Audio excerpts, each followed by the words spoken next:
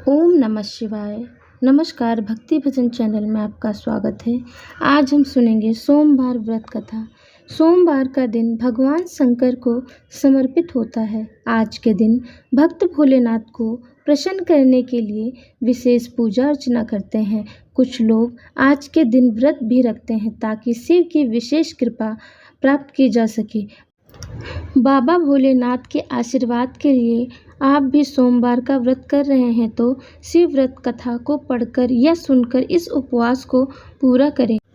एक समय की बात है कि किसी नगर में एक साहूकार रहता था। उसके घर में धन की कोई कमी नहीं थी, लेकिन उसकी कोई संतान नहीं थी। इस कारण वह बहुत दुखी था। पुत्र प्राप्ति के लिए वह प्रत्येक सोमवार व्रत रखता था और पूरी श्रद्धा के साथ शिव मंदिर में जाकर भगवान शिव और पार्वती जी की पूजन करता था।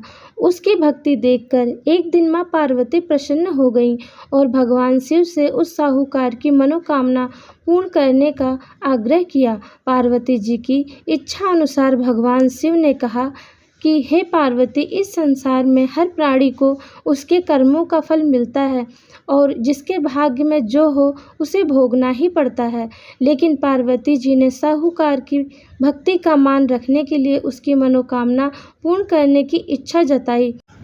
माता पार्वती के आग्रह पर शिव जी ने साहूकार को पुत्र प्राप्ति का वरदान तो दे दिया, लेकिन साथ ही यह भी कहा कि उसके बालक की आयु केवल 12 वर्ष होगी। माता पार्वती और भगवान शिव की बातचीत को साहूकार सुन रहा था।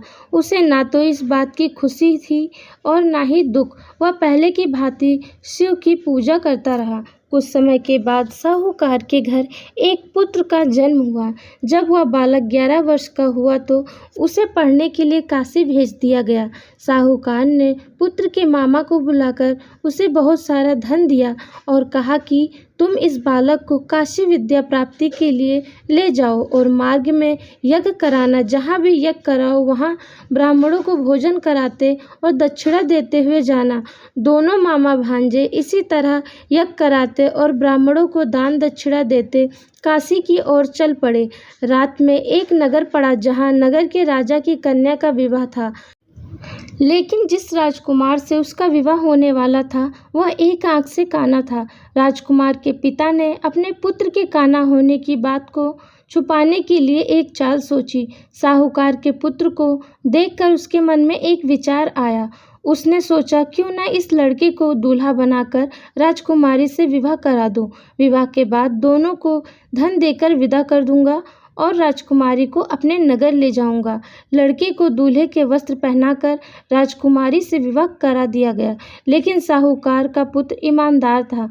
उसे यह बात न्याय संगत नहीं लगी।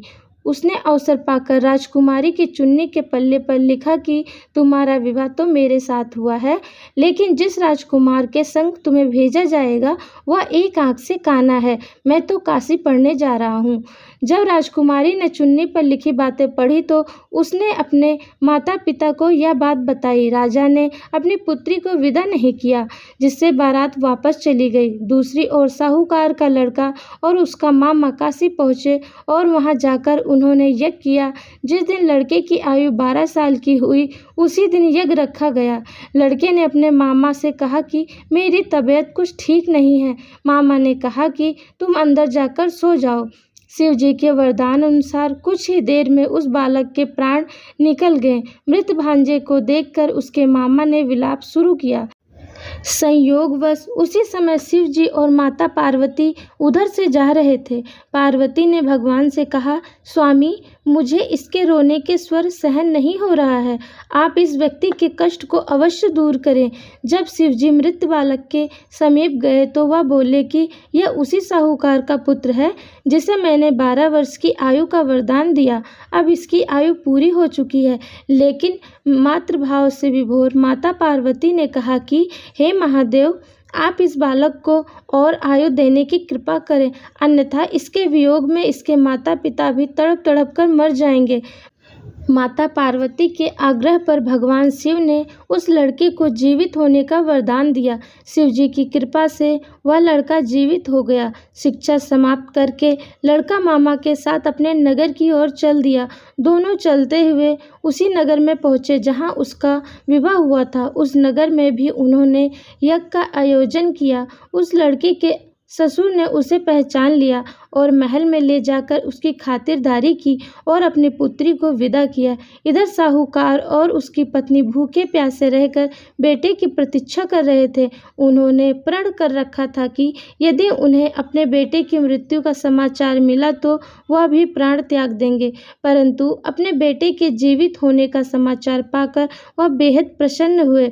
उसी रात भगवान शिव ने व्यापारी के स्वप्न में आकर कहा कि हे श्रेष्ठी, मैंने तेरे पुत्र सोमवार के व्रत करने और व्रत कथा सुनने से प्रसन्न होकर तेरे पुत्र को लंबी आयु प्रदान की है।